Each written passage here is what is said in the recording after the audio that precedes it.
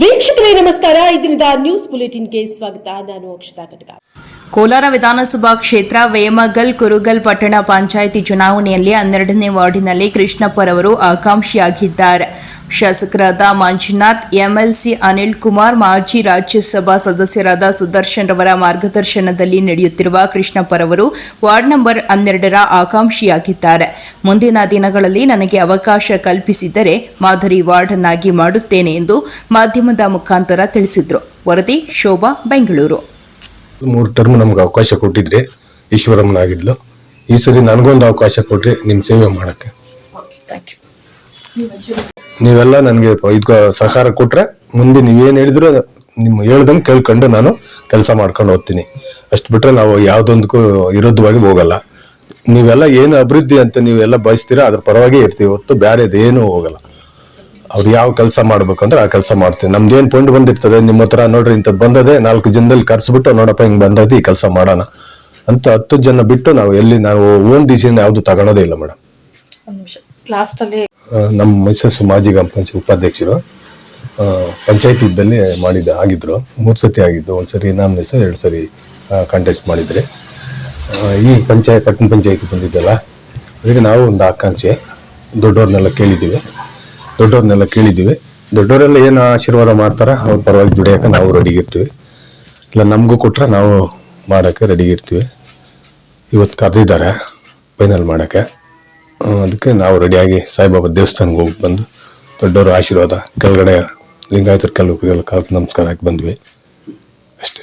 Sir, ಏನೀಗ ಹೊಸದಾಗಿ ಪಟ್ಟಣ ಪಂಚಾಯಿತಿಯಾಗಿ ಆಯ್ಕೆ ಆಗಿದೆ, ತಾವು ಒಬ್ರು ಆಕಾಂಕ್ಷಿ ಅಂತ ಹೇಳ್ತಾ ಇದ್ದೀರಾ. ಮೇಡಮ್ ಅವರು ಗ್ರಾಮ ಪಂಚಾಯತಿ ಸದಸ್ಯರು ಇದ್ರು, ಕಳೆದ ಬಾರಿಯಲ್ಲಿ ಆಗಿದ್ರು. ಮೇಡಮ್ ಅವರು ಗ್ರಾಮ ಪಂಚಾಯತಿ ಸದಸ್ಯರಾಗಿದ್ದಾಗ ಏನೇನು ಅಭಿವೃದ್ಧಿ ಕೆಲಸಗಳು? ಆವಾಗಲೇ ಮೇಡಮ್ ಸಿಮೆಂಟ್ ರಸ್ತೆ, ಮನೆಗಳು,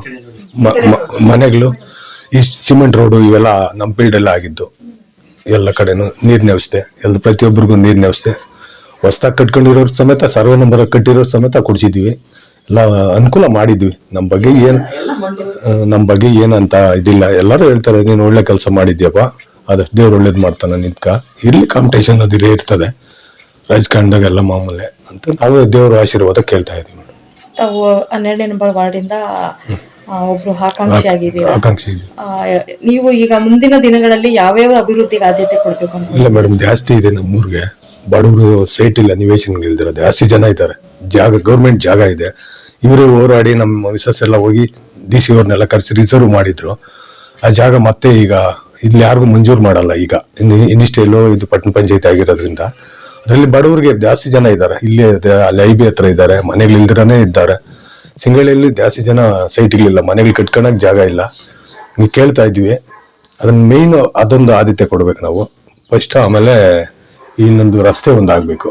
ಅಲ್ಲಿ ಮನೆಗಳು ಕಟ್ತಾವ್ರೆ, ಅದ್ ಕಡೆ ರಸ್ತೆ ಇಲ್ಲ. ಅದೊಂದು ಕೇಳಿದ್ವಿ, ಶಾಸಕರನ್ನ ಕೇಳಿದ್ವಿ. ಆಯ್ತು ನೆಕ್ಸ್ಟ್ ಇದ್ರಲ್ಲಿ ಮಾಡ್ಕೊಡೋಣ ಅಂತ ಹೇಳವ್ರೆ. ಇಷ್ಟೆಲ್ಲ ಗುರಿ ಇಟ್ಕೊಂಡು ನಾವು ಕೇಳ್ತಾ ಇದ್ವಿ. ಮುಂದೆ ಹಣೆ ಬರೋ ದೇವ್ರು ಏನ್ ಮಾಡ್ತಾನ, ಟಿಕೆಟ್ ಕನ್ಫರ್ಮ್ ಆದ್ರೆ ನಾನು ಇದು ಮಾಡ್ತೀನಿ. ನಾವು ಇನ್ನೊಬ್ಬರ ಮೇಲೆ ಕಾಂಪಿಟೇಷನ್ ಮಾಡಕ್ ಹೋಗಲ್ಲ. ಪಾರ್ಟಿ ಸಿದ್ಧಾಂತ. ನಮ್ಮ MLA ಅವರು ಅದು ಹೇಳಿರೋದು, ಯಾರೇ ದುಡಿಲಿ ಅವ್ರ ಹಿಂದೆ ನಾವು ದುಡಿತೀರಿ.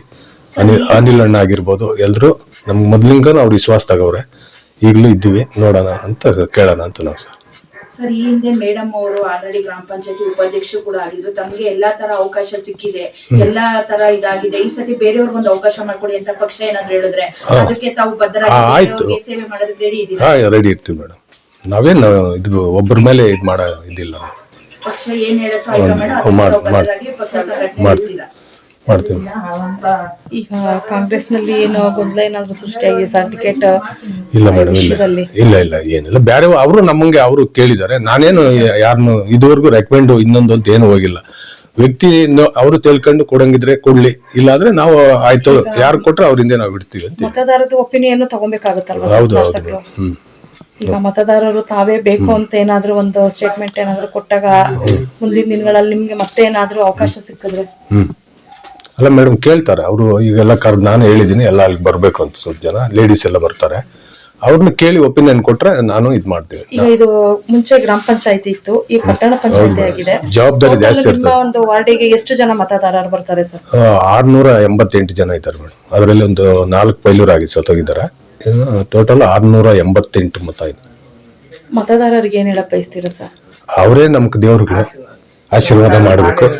ಅಷ್ಟು ಬಿಟ್ರೆ ಮೇಡಮ್ ನೀವು ಮಾತಾಡ್ತಾ ಇದ್ರೆ ಏನಾಗುತ್ತೆ ಗೊತ್ತಾ, ಇವ್ರು ಮಾತಾಡೋದು ಅಂತ ನಾನು 3 ಟರ್ಮ್ ಪಂಚಾಯತಿಯಲ್ಲಿ ಸದಸ್ಯರಾಗಿ 5 ವರ್ಷ ಉಪಾಧ್ಯಕ್ಷರಾಗಿ ಸೇವೆ ಸಲ್ಲಿಸಿದ್ದೀನಿ. ಮತ್ತೆ ಸರ್ಕಾರದಿಂದ ಬಂದಂಥ ಎಲ್ಲ ಸೌಲಭ್ಯಗಳು ಜನರಲ್ಲಿ ನಾನು ಇಟ್ಬಿಟ್ಟು ಅವ್ರ ಮುಖಾಂತರನೇ ಮಾಡಿದ್ದೀನಿ. ಮತ್ತು ಈಗ ರೀಸೆಂಟಾಗಿ ಗೌರ್ಮೆಂಟ್ ಜಾಗ ಅಷ್ಟು ಜನ ಒಂದು 7-8 ಜನ ಉತ್ತಿದ್ರು. ಆಮೇಲೆ ನಾವೆಲ್ಲ ಸಂಘಗಳವರೆಲ್ಲ ಸೇರಿ ಒಂದು 7-8 ಸಂಘಗಳವರೆಲ್ಲ ಸೇರಿ DC AC ಅವ್ರ ಹತ್ರ ಎಲ್ಲ ಓಡಾಡಿ ಆ ಜಾಗನ ಗೌರ್ಮೆಂಟ್ ಹ್ಯಾಂಡ್ ಓವರ್ ಮಾಡಿದ್ದೀವಿ. ಈಗ ಜನಗಳೆಲ್ಲ ಸೇರಿ ನಾವು ಮನೆಗೆ ಒಂದೊಂದು ಸೈಟ್ ಮಾಡಬೇಕು ಅಂತ ನಿರ್ಧಾರ ಮಾಡಿದ್ದೀವಿ. ದಯವಿಟ್ಟು ನಮ್ಮ ಯಜಮಾನರಿಗೆ ಆಶೀರ್ವಾದ ಮಾಡ್ರಿ ಅಂತ ಮತದಾರರನ್ನು ಕೇಳ್ಕೊತಾ ಇದ್ದೀವಿ. ಒಳ ಮೀಸಲಾತಿಗಾಗಿ ಮಾದಿಗ ಸಮುದಾಯದಿಂದ ಜನಾಕ್ರೋಶ ಪ್ರತಿಭಟನೆ.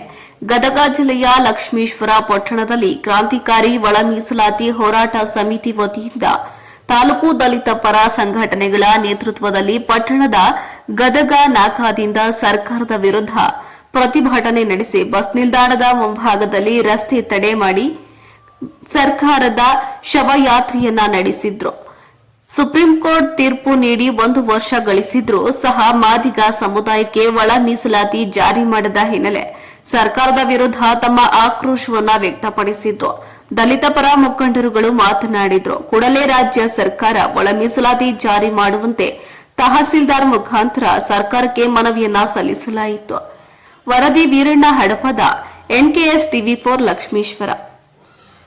ಮಾದಿಗರಿಗೆ ಜನಸಂಖ್ಯೆಗೆ ಅನುಗುಣವಾಗಿ ಮೀಸಲಾತಿ ಬೇಕು ಅಂತ ಹೇಳಿ ಸುಮಾರು 3 ದಶಕಗಳಿಂದ ನಿರಂತರವಾಗಿ ಹೋರಾಟಗಳು ಈ ರಾಜ್ಯದಲ್ಲಿ ನಡೆದಿದೆ. ಈ ರಾಜ್ಯದ ಮುಖ್ಯಮಂತ್ರಿ ಆಗಿರ್ತಕ್ಕಂಥ ಸನ್ಮಾನ್ಯ ಸಿದ್ದರಾಮಯ್ಯನವರಿಂದ ಹಿಡಿದು 1999ರಲ್ಲಿ ಅಧಿಕಾರಕ್ಕೆ ಬಂದಂತ SN ಕೃಷ್ಣ ಸರ್ಕಾರದಿಂದ ಇಲ್ಲಿವರೆಗೆ ನಿರಂತರವಾಗಿ ನಾವು ಇವತ್ತು ಹೋರಾಟಗಳನ್ನು ಮಾಡಿಕೊಂಡು ಬಂದಿದ್ದೇವೆ. ನಾನು ಈ ಸಂದರ್ಭದಲ್ಲಿ ಒಬ್ಬ ಸಮಾಜದ ನಾಗರಿಕನಾಗಿ, ಸಮಾಜದ ಪ್ರಜೆಯಾಗಿ, ದಮನಿತರ, ನೊಂದವರ, ಶೋಷಿತರ ಧ್ವನಿಯಾಗಿ ಈ ರಾಜ್ಯದ ಸನ್ಮಾನ್ಯ ಮುಖ್ಯಮಂತ್ರಿಗಳಾಗಿರ್ತಕ್ಕಂಥ ಸನ್ಮಾನ್ಯ ಸಿದ್ದರಾಮಯ್ಯನವರಿಗೆ, ಸಮಾಜ ಕಲ್ಯಾಣ ಖಾತೆ ಸಚಿವರಾಗಿರ್ತಕ್ಕಂಥ ಸನ್ಮಾನ್ಯ ಮಾಧವನವರಿಗೆ ವಿನಂತಿಯನ್ನು ಮಾಡಿಕೊಳ್ತಾ ಇದ್ದೇವೆ. ಸ್ವಾಮಿ, ನಾವು ನಿಮ್ಮನ್ನ ಭಿಕ್ಷೆ ಬೇಡ್ತಾ ಇಲ್ಲ. ನಮ್ಮ ಜನಸಂಖ್ಯೆಗೆ ಅನುಗುಣವಾಗಿ ನಮಗೆ ಮೀಸಲಾತಿಯನ್ನು ಕೊಡಬೇಕು, ಮೀಸಲಾತಿ ವರ್ಗೀಕರಣ ಆಗಬೇಕು ಅಂತ ಹೇಳಿ 10 ಹೋರಾಟಗಳು, 16 ಹೋರಾಟಗಳು, ಲಕ್ಷಾಂತರ ಜನ ಬೀದಿಗೆ ಬಂದು ಇವತ್ತು ಹೋರಾಟವನ್ನು ಮಾಡಿದ್ದೇವೆ. ಇವತ್ತು ನಾನು ಈ ಸಂದರ್ಭದಲ್ಲಿ ಸನ್ಮಾನ್ಯ ಸಿದ್ದರಾಮಯ್ಯನವರಿಗೆ ನಾನು ಒಂದು ಮಾತನ್ನ ಹೇಳ್ತಕ್ಕಂಥದ್ದಿಷ್ಟೇ.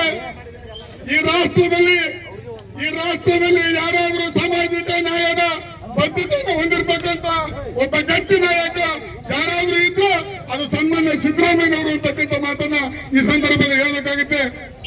ಸಿದ್ದರಾಮಯ್ಯನವರು ನಮ್ಮ ಕಷ್ಟವನ್ನು ನೀವು ಕೇಳದೆ ಹೋದ್ರೆ, ಮಾದೇವಪ್ಪನವರೇ ನಮಗೆ ನೀವು ಮೀಸಲಾತಿ ಕೊಡದೆ ಹೋದ್ರೆ ನಮ್ಮನ್ನ ರಕ್ಷಣೆ ಮಾಡ್ತಕ್ಕಂಥವ್ರು ಯಾರು ಅಂತಕ್ಕಂಥ ಪ್ರಶ್ನೆಯನ್ನು ಇವತ್ತು ಸಮಾಜ ಮಾಡ್ತಾ ಇದೆ. ನಾನು ಮುಂದುವರೆದ ಮಾತನ್ನು ಹೇಳ್ತಾ ಇದ್ದೇನೆ.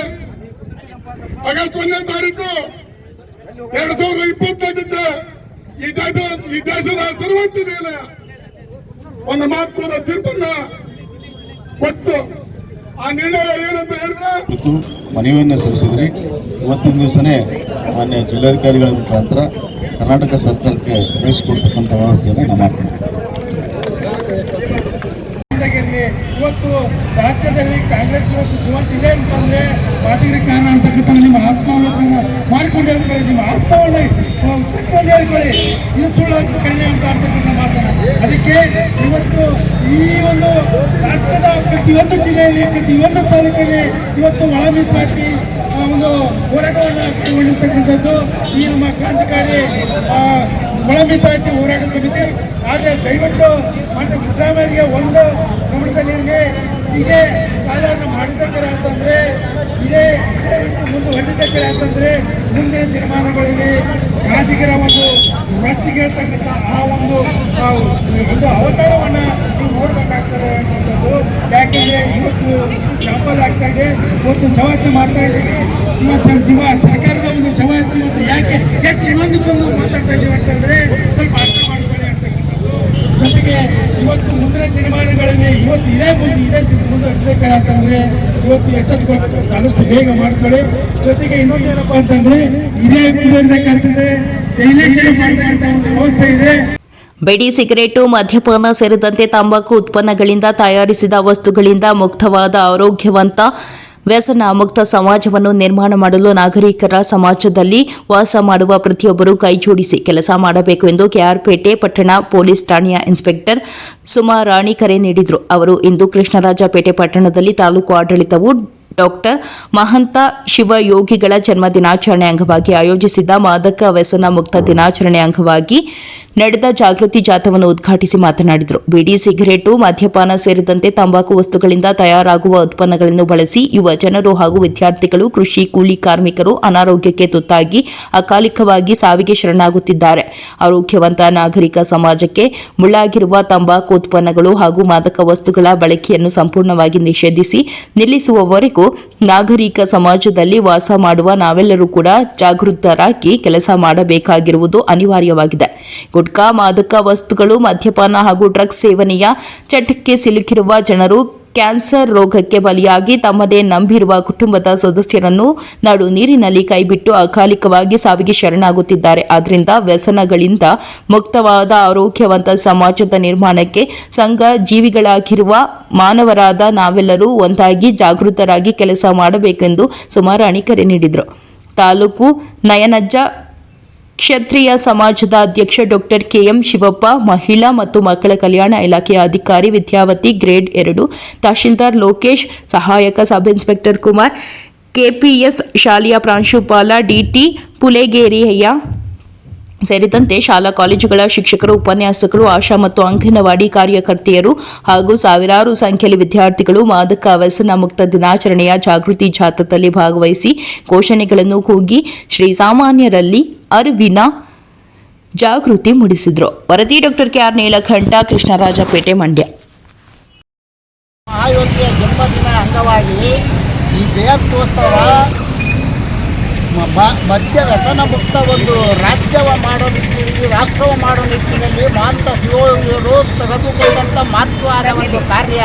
ಅವರು ಏನು ದೇಶದಲ್ಲಿ ಒಂದು ರಾಜ್ಯದಲ್ಲಿ ಏನು ಅತ್ಯಂತ ಮಾದಕ ಉಪಯೋಗಿಸಿ ಆ ಕಿಡ್ನಿ ಒಂದು ಇತರ ಆರೋಗ್ಯ ಕೆಟ್ಟಿ ಅವರ ಭವಿಷ್ಯನ ಹಾಳು ಮಾಡ್ಕೊತಾ ಒಂದು ನಿಟ್ಟಿನಲ್ಲಿ ಅದನ್ನು ನಿಲ್ಲಿಸಬೇಕು ಅನ್ನೋ ಉದ್ದೇಶದಿಂದ ಒಂದು ಜೋಳಿಗೆಯನ್ನು ಒಂದು ಸ್ವಾಮೀಜಿಗಳು ಇಡೀ ರಾಜ್ಯಾದ್ಯಂತ ಸದಸ್ಯ ಜೋಳಿಗೆ ಮುಕ್ತ ಒಂದು ಮಾದಕ ವಸ್ತು ಏನೈತೆ ಅದನ್ನು ಜೋಳಿಗೆಗೆ ಹಾಕಿ ನೀವು ಮಾದಕ ಸೇವನೆ ನಿಲ್ಲಿಸಿ ಅನ್ನೋ ನಿಟ್ಟಿನಲ್ಲಿ ಅವರು ಒಂದು ಅತ್ಯಂತ ಮಹತ್ವವಾದ ಒಂದು ಯೋಜನೆ ರೂಪಿಸಿ ಒಂದು ಜಾರಿಗೆ ತಂದು ಇವತ್ತು ಅವರ ಜನ್ಮದಿನವಾಗಿ ಆ ಒಂದು ವ್ಯಸನ ಮುಕ್ತ ಒಂದು ಆದೇಶನ ಒಂದು ಅವತ್ತೇ 1975ರಲ್ಲಿ ಒಂದು ನಿಟ್ಟಿನಲ್ಲಿ ಜಾರಿ ತಂದಂಥ ಮಹಂತ ಶಿವಯೋಗಿಯ ಜನ್ಮದಿನಕ್ಕೆ ಅನುಗುಣವಾಗಿ ಅವರ ಒಂದು ನಾಮಾಂಕಿತದಲ್ಲಿ ಇವತ್ತು ಮಾದಕ ವಸ್ತು ವ್ಯಸನ ಮುಕ್ತ ಒಂದು ದಿನಾಚರಣೆಯನ್ನು ಇವತ್ತು ಅವರ ಪ್ರಯುಕ್ತ ನಾವು ಆಚರಿಸ್ತಾ ಇದ್ದೀವಿ. ಪೇಟೆನಲ್ಲಿ ಸ್ವಾಮೀಜಿಗಳವರ ಜನ್ಮದಿನವನ್ನು ಬಹಳ ಅರ್ಥಪೂರ್ಣವಾಗಿ ಆಚರಣೆ ಮಾಡ್ತಾ ಇದ್ದಾರೆ. ಮಾದಕ ದ್ರವ್ಯಗಳನ್ನ ಎಲ್ಲ ತ್ಯಜಿಸಿ ನಮ್ಮ ಸಮಾಜನ ಮಾದಕ ದ್ರವ್ಯ ಮುಕ್ತ ಪ್ರದೇಶವನ್ನಾಗಿ ಮಾಡಲಿಕ್ಕೆ ಅಂತ. ಸೊ ಈ ನಿಟ್ಟಿನಲ್ಲಿ ಎಲ್ಲ ಇಲಾಖೆಯ ಅಧಿಕಾರಿಗಳು ಕೂಡ ಸಹಭಾಗಿತ್ವದೊಂದಿಗೆ ಮತ್ತು ಮಕ್ಕಳ ಒಂದು ಸಹಭಾಗಿತ್ವದೊಂದಿಗೆ ನಮ್ಮ ಕೆಆರ್ಪೇಟೆ ಟೌನ್ ಠಾಣಾ ವ್ಯಾಪ್ತಿನಲ್ಲಿ ಇದರದ್ದು ಬಗ್ಗೆ ಏನೇನು ಅಡ್ಡ ಪರಿಣಾಮಗಳಾಗುತ್ತೆ ಮತ್ತು ಇದರಿಂದ ಸಮಾಜಕ್ಕೆ ಯಾವ ಥರ ಆದಂತಹ ಕುಂಠಿತಗಳು ಹೊಂದುತ್ತೆ ಅನ್ನೋದ ಅರಿವಿನ ಕಾರ್ಯಕ್ರಮವನ್ನು ಹಮ್ಮಿಕೊಂಡಿದ್ದಾರೆ. ಅದರ ಪ್ರಯುಕ್ತ ಒಂದು ಜಾಥಾ ಮತ್ತು ಜನರಿಗೆ ಮನವರಿಕೆ ಮಾಡಿಕೊಳ್ಳಲಿಕ್ಕೆಗೋಸ್ಕರ ಒಂದು ಜಾಥಾವನ್ನು ಹಮ್ಮಿಕೊಂಡಿದ್ದಾರೆ. ಈ ಜಾಥಾಯಿಂದ ಎಲ್ಲರೂ ಜನರು ಎಚ್ಚೆತ್ತುಕೊಂಡು ನಮ್ಮ ಸಮಾಜವನ್ನು ಮಾದಕ ದ್ರವ್ಯ ಮುಕ್ತವನ್ನಾಗಿ ಮಾಡ್ತಾರೆ ಅಂತ ಭಾವಿಸ್ತಾ ನನ್ನ ಮಾತನ್ನು ಮುಗಿಸ್ತಾ ಇದ್ದೀನಿ.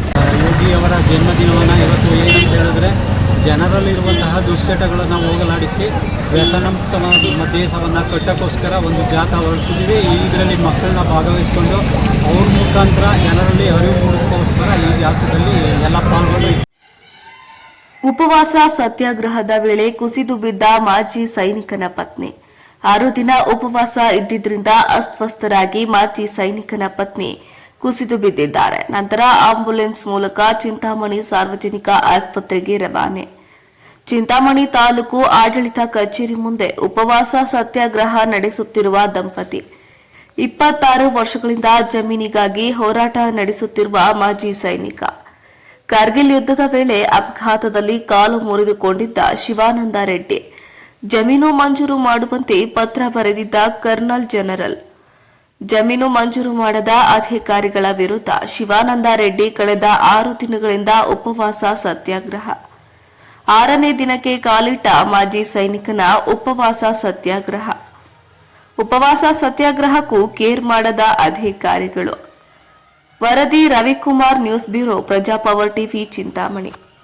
ಜನರ ವಿಶ್ವಾಸಕ್ಕೆ ಹೆಸರಾದ ಅಂಚೆ ಇಲಾಖೆ ಶಿವಾನಂದ ತಗಡೂರು. ಮನೆ ಬಾಗಿಲಿಗೆ ಹೋಗಿ ಸೇವೆಯನ್ನು ನೀಡುವ ಏಕೈಕ ಸಂಸ್ಥೆ ಅಂಚೆ ಇಲಾಖೆ ಸಮರ್ಪಕವಾಗಿ ಮಾಡುವ ಮೂಲಕ ಜನರ ಅಭಿಪ್ರಾಯಗಳನ್ನು ಈಡೇರಿಸುವುದರ ಜೊತೆಗೆ ಭದ್ರತೆಗೆ ಮತ್ತೊಂದು ಹೆಸರೇ ಅಂಚೆ ಇಲಾಖೆ ಆಗಿದೆ ಎಂದು ಕೊಪ್ಪಳ ವಿಭಾಗೀಯ ಅಂಚೆ ಇಲಾಖೆಯ ಅಧೀಕ್ಷಕರಾದ ಶಿವಾನಂದ ತಗಡೂರವರು ಹೇಳಿದರು. ಪಟ್ಟಣದ ಅಂಚೆ ಕಚೇರಿಯಲ್ಲಿ ಏರ್ಪಡಿಸಿದ್ದ ಜನಸ್ಪಂದನ ಸಭೆಯನ್ನು ಉದ್ಘಾಟಿಸಿ ಮಾತನಾಡಿದ ಅವರು, ಜನರ ವಿಶ್ವಾಸವನ್ನು ಸುಮಾರು 200 ವರ್ಷಗಳಿಂದ ಉಳಿಸಿಕೊಳ್ಳುವುದರೊಂದಿಗೆ ಪ್ರಾಮಾಣಿಕತೆಗೆ ಹೆಸರಾದ ಇಲಾಖೆ ಈಗ ಬೃಹತ್ತಾಕಾರವಾಗಿ ಬೆಳೆಯಲು ನಾಡಿನ ಜನತೆ ಪ್ರೀತಿ ವಿಶ್ವಾಸವೇ ಕಾರಣವೆಂದು ಹೆಮ್ಮೆಯಿಂದ ಹೇಳಲು ಖುಷಿ ಆಗುತ್ತದೆ ಎಂದರು. ಅನೇಕ ಜನಪರ ಯೋಜನೆಗಳನ್ನು ಇಲಾಖೆ ಜಾರಿಗೆ ತಂದಿದೆ. ಅದರ ಸದುಪಯೋಗವನ್ನು ಜನರು ತೆಗೆದುಕೊಳ್ಳಬೇಕೆಂದು ಮನವಿ ಮಾಡಿದರು. ಬಳಿಕ ಪಟ್ಟಣ ಪಂಚಾಯಿತಿ ಅಧ್ಯಕ್ಷ ಅಂಧಯ್ಯ ಕಳ್ಳಿಮಠ, ಮಾಜಿ ಅಧ್ಯಕ್ಷ ಅಂದಾನಗೌಡ ಉಳ್ಳಾಗಡ್ಡಿ, ಜಿಲ್ಲಾ ಕಸಪ ಮಾಜಿ ಅಧ್ಯಕ್ಷ ವೀರಣ್ಣ ನಿಂಗೋಜಿ ಹಾಗೂ ಪಟ್ಟಣ ಪಂಚಾಯಿತಿ ಮುಖ್ಯಾಧಿಕಾರಿ ನಾಗೇಶ್ ಅವರು ಮಾತನಾಡಿ, ಪ್ರಾಮಾಣಿಕತೆಗೆ ಹೆಸರಾದ ಅಂಚೆ ಇಲಾಖೆ ಎಲ್ಲರ ಮನದಲ್ಲಿ ಹಚ್ಚ ಹಸಿರಾಗಿದೆ. ಪತ್ರ ಸಂಸ್ಕೃತಿ ಈಗ ಮರೆಮಾಚಿದೆ ಎಂದು ವಿಷಾದಿಸಿದರು. ಅಂಚೆ ಪಾಲಕ ವೀರೇಶ ಜುಚ್ಚಾನಿಯವರು ಅಧ್ಯಕ್ಷತೆ ವಹಿಸಿದರು. ಶರಣಪ್ಪ ಬನ್ನಿಕೊಪ್ಪ, ಬಸಣ್ಣ, ವಿಜಯ ದಾನಗೈ ಇನ್ನಿತರರು ಉಪಸ್ಥಿತರಿದ್ದರು. ಅಂಚೆ ನಿರೀಕ್ಷಕರಾದ ಸಾಗರ ಹಂಚಿನಾಳರವರು ಪ್ರಾಸ್ತಾವಿಕವಾಗಿ ಮಾತನಾಡಿದರು. ಅಂಚೆ ಇಲಾಖೆ ಸಿಬ್ಬಂದಿಗಳಾದ ಸ್ನೇಹ ಹಾಗೂ ಸಂಗಡಿಗರು ಪ್ರಾರ್ಥಿಸಿದರು. ಶರಣಪ್ಪನವರು ಸ್ವಾಗತಿಸಿದ್ರು ಹಾಗೂ ಸುಭಾಸ ಅವರು ನಿರೂಪಿಸಿ ವಂದಿಸಿದರು. ವರದಿ ಸಿಎ ಆದಿ, ಯಲಬುರ್ಗಾ. ರಾಯಚೂರು ಮಾನ್ವಿ ರಸ್ತೆಯಲ್ಲಿ ಟಾಟಾ ಎಸ್ ವಾಹನ ಅಪಘಾತ. 108 ಆಂಬ್ಯುಲೆನ್ಸ್ ಸೇವೆಯಿಂದ 10ಕ್ಕೂ ಹೆಚ್ಚು ಮಂದಿಗೆ ತುರ್ತು ಚಿಕಿತ್ಸೆ. ರಾಯಚೂರು ಮಾನ್ವಿ ಕಡೆಗೆ ಸಾಗುತ್ತಿದ್ದ ಟಾಟಾ ಎಸ್ ವಾಹನವು ಸಾಯಂಕಾಲ 6 ಗಂಟೆ ಸುಮಾರು ಕುರಡಿ ಕ್ರಾಸ್ ಹತ್ತಿರ ಟೈರ್ ಬ್ಲಾಸ್ಟ್ ಆಗಿ ಅಪಘಾತಕ್ಕೊಳಗಾಗಿದೆ. ಈ ವಾಹನದಲ್ಲಿ ಕಾರ್ಮಿಕ ಕೆಲಸ ಮುಗಿಸಿಕೊಂಡು ಕಲ್ಮಲಾಯಿಂದ ಮಾನ್ವಿ ಕಡೆಗೆ ಹಿಂದಿರುಗುತ್ತಿದ್ದ ಹಲವರು ಪ್ರಯಾಣಿಸುತ್ತಿದ್ದರು. ಘಟನೆ ಸಂಬಂಧಿತ ಮಾಹಿತಿಯು 108 ಆಂಬ್ಯುಲೆನ್ಸ್ ತಂಡಕ್ಕೆ ಲಭಿಸಿದ ತಕ್ಷಣ ಸ್ಥಳಕ್ಕೆ ಧಾವಿಸಿ ತಕ್ಷಣದ ಪ್ರಥಮ ಚಿಕಿತ್ಸೆ ನೀಡಲು ಮುಂದಾದರು. ಗಾಯಗೊಂಡ 10ಕ್ಕೂ ಹೆಚ್ಚು ಮಂದಿ ಮೊದಲು ಕಲ್ಲೂರು ಪ್ರಾಥಮಿಕ ಆರೋಗ್ಯ ಕೇಂದ್ರಕ್ಕೆ ಕರೆದೊಯ್ಯಲಾಯಿತು. ನಂತರ ಹೆಚ್ಚಿನ ಚಿಕಿತ್ಸೆಗೆ ರಾಯಚೂರಿನ RIMS ಆಸ್ಪತ್ರೆಗೆ ಸ್ಥಳಾಂತರಿಸಲಾಯಿತು. ಇತ್ತ ಸ್ಥಳೀಯರು 108 ಆಂಬ್ಯುಲೆನ್ಸ್ ಸಿಬ್ಬಂದಿಯ ಸಮಯೋಚಿತ ಸ್ಪಂದನೆಗೆ ಮೆಚ್ಚುಗೆ ವ್ಯಕ್ತಪಡಿಸಿದ್ರು. ಈ ಸೇವೆಯು ತುರ್ತು ಸಮಯದಲ್ಲಿ ಎಚ್ಚರಿಕೆಯಿಂದ ಕಾರ್ಯನಿರ್ವಹಿಸುವ ಮೂಲಕ ಮಾನವೀಯತೆಯ ನಿಜವಾದ ಉದಾಹರಣೆಯಾಗಿದೆ ಎಂದು ಶ್ಲಾಘಿಸಿದ್ರು. ವರದಿ ಗಾರಲದಿನ್ನಿ ವೀರನಗೌಡ. ಉಪವಾಸ ಸತ್ಯಾಗ್ರಹದ ವೇಳೆ ಕುಸಿದು ಬಿದ್ದ ಮಾಜಿ ಸೈನಿಕನ ಪತ್ನಿ. 6 ದಿನ ಉಪವಾಸ ಇದ್ದಿದ್ರಿಂದ ಅಸ್ವಸ್ಥರಾಗಿ ಮಾಜಿ ಸೈನಿಕನ ಪತ್ನಿ ಕುಸಿದು ಬಿದ್ದಿದ್ದಾರೆ. ನಂತರ ಆಂಬ್ಯುಲೆನ್ಸ್ ಮೂಲಕ ಚಿಂತಾಮಣಿ ಸಾರ್ವಜನಿಕ ಆಸ್ಪತ್ರೆಗೆ ರವಾನೆ. ಚಿಂತಾಮಣಿ ತಾಲೂಕು ಆಡಳಿತ ಕಚೇರಿ ಮುಂದೆ ಉಪವಾಸ ಸತ್ಯಾಗ್ರಹ ನಡೆಸುತ್ತಿರುವ ದಂಪತಿ. 26 ವರ್ಷಗಳಿಂದ ಜಮೀನಿಗಾಗಿ ಹೋರಾಟ ನಡೆಸುತ್ತಿರುವ ಮಾಜಿ ಸೈನಿಕ. ಕಾರ್ಗಿಲ್ ಯುದ್ಧದ ವೇಳೆ ಅಪಘಾತದಲ್ಲಿ ಕಾಲು ಮುರಿದುಕೊಂಡಿದ್ದ ಶಿವಾನಂದ ರೆಡ್ಡಿ ಜಮೀನು ಮಂಜೂರು ಮಾಡುವಂತೆ ಪತ್ರ ಬರೆದಿದ್ದ ಕರ್ನಲ್ ಜನರಲ್. ಜಮೀನು ಮಂಜೂರು ಮಾಡದ ಅಧಿಕಾರಿಗಳ ವಿರುದ್ಧ ಶಿವಾನಂದ ರೆಡ್ಡಿ ಕಳೆದ 6 ದಿನಗಳಿಂದ ಉಪವಾಸ ಸತ್ಯಾಗ್ರಹ. 6ನೇ ದಿನಕ್ಕೆ ಕಾಲಿಟ್ಟ ಮಾಜಿ ಸೈನಿಕನ ಉಪವಾಸ ಸತ್ಯಾಗ್ರಹ. ಉಪವಾಸ ಸತ್ಯಾಗ್ರಹಕ್ಕೂ ಕೇರ್ ಮಾಡದ ಅಧಿಕಾರಿಗಳು. ವರದಿ Ravikumar, news bureau, Praja power TV, Chintamani. ರೈತನಿಂದ ಲಂಚ ಸ್ವೀಕರಿಸುತ್ತಿದ್ದ ವೇಳೆ ಹೆಸ್ಕಾಂ ಗುತ್ತಿಗೆದಾರ ಲೋಕ ಬಲೆಗೆ. ಗದಗ ಜಿಲ್ಲೆಯ ಮುಂಡರಗಿ ಹೆಸ್ಕಾಂ ಕಚೇರಿಯಲ್ಲಿ ರೆಡ್ ಹ್ಯಾಂಡ್ ಆಗಿ ಸಿಕ್ಕಿಬಿದ್ದ ಗುತ್ತಿಗೆದಾರ. ಶಂತ್ಲಿ ಶಿರೂರು ಗ್ರಾಮದ ಬಿಕೆ ಗೌರಿ ಎಂಬ ರೈತನಿಂದ ಲಂಚ ಪಡೆಯುತ್ತಿದ್ದಾಗ ಸಿಕ್ಕಿಬಿದ್ದ ಗುತ್ತಿಗೆದಾರ. ಪಂಪ್ಸೆಟ್ ಆರ್ಆರ್ ನಂಬರ್ ಮಾಡಿಸಿಕೊಳ್ಳಲು 4,000 ರೂಪಾಯಿ ಲಂಚದ ಬೇಡಿಕೆ. ಲಂಚ ಸ್ವೀಕರಿಸುತ್ತಿದ್ದಾಗ ರೆಡ್ ಹ್ಯಾಂಡ್ ಆಗಿ ಸಿಕ್ಕಿಬಿದ್ದ ಗುತ್ತಿಗೆದಾರ ಸಿದ್ದನಗೌಡ ಪಾಟೀಲ. ಆರೋಪಿ ಸಿದ್ದೇಗೌಡನನ್ನ ವಶಕ್ಕೆ ಪಡೆದು ಲೋಕ ಪೊಲೀಸರಿಂದ ವಿಚಾರಣೆ. ಹೆಸ್ಕಾಂ ಕಚೇರಿಯಲ್ಲೂ ಕಡತ ಪರಿಶೀಲನೆ ನಡೆಸಿರುವ ಲೋಕಾಯುಕ್ತ ಅಧಿಕಾರಿಗಳು. ಲೋಕಾಯುಕ್ತ ಡಿವೈಎಸ್ಪಿ ವಿಜಯ್ ಬೀರಾದಾರ್ ನೇತೃತ್ವದಲ್ಲಿ ದಾಳಿ ನಡೆಸಲಾಗಿದೆ. ವರದಿ ಅರ್ಜುನ ಹೊಸಮನಿ, ಎನ್ಕೆಎಸ್ ಟಿವಿ4 ಮುಂಡರಗಿ. ಕಾರು ಹಾಗೂ ದ್ವಿಚಕ್ರ ವಾಹನ ನಡುವೆ ಅಪಘಾತ, ಓರ್ವನಿಗೆ ಗಂಭೀರ ಗಾಯ. ಹೌದು, ಕೋಲಾರ ಜಿಲ್ಲೆಯ ಶ್ರೀನಿವಾಸಪುರ ತಾಲೂಕಿನ ತಾಡಿಕೋಳ್ ಕ್ರಾಸ್ನಲ್ಲಿ ಬೆಂಗಳೂರಿನ ಪವನ್ ಎಂಬುವರಿಗೆ ಸೇರಿದ ಕಾರು ಹಾಗೂ ಶ್ರೀನಿವಾಸಪುರ ತಾಲೂಕಿನ ಕೊಂಡಾಮುರಿ ಗ್ರಾಮದಲ್ಲಿ ವಾಸವಿರುವ ರಾಮಚಂದ್ರಪ್ಪರಿಗೆ ಸೇರಿದ ಹೆವಿ ಡ್ಯೂಟಿ ಗಾಡಿನ ನಡುವೆ ಅಪಘಾತ ಸಂಭವಿಸಿದೆ. ಅಪಘಾತದಲ್ಲಿ ಹೆವಿ ಡ್ಯೂಟಿ ಗಾಡಿಯಲ್ಲಿದ್ದ 50 ವರ್ಷದ ರಾಮಚಂದ್ರಪ್ಪರವರಿಗೆ ಕಾಲು ಹಾಗೂ ತಲೆಗೆ ಬಲವಾದ ಪೆಟ್ಟು ಬಿದ್ದು ಶ್ರೀನಿವಾಸಪುರ ಸರ್ಕಾರಿ ಆಸ್ಪತ್ರೆಗೆ ರವಾನೆ ಮಾಡಲಾಗಿದೆ. ಇನ್ನು ಹೆಚ್ಚಿನ ಚಿಕಿತ್ಸೆಗಾಗಿ ಜಿಲ್ಲಾಸ್ಪತ್ರೆಗೆ ಕರೆದೊಯ್ಯುವ ಸಾಧ್ಯತೆ ಇದ್ದು, ಸ್ಥಳಕ್ಕೆ ಗೌನಿಪಲ್ಲಿ ಪೊಲೀಸ್ ಠಾಣಾ ಪೊಲೀಸರು ಭೇಟಿ ನೀಡಿ ಪರಿಶೀಲನೆ ನಡೆಸಿದ್ದಾರೆ. ವರದಿ ವೆಂಕಟ್, ಎನ್ಕೆಎಸ್ ಟಿವಿ4 ನ್ಯೂಸ್, ಕೋಲಾರ.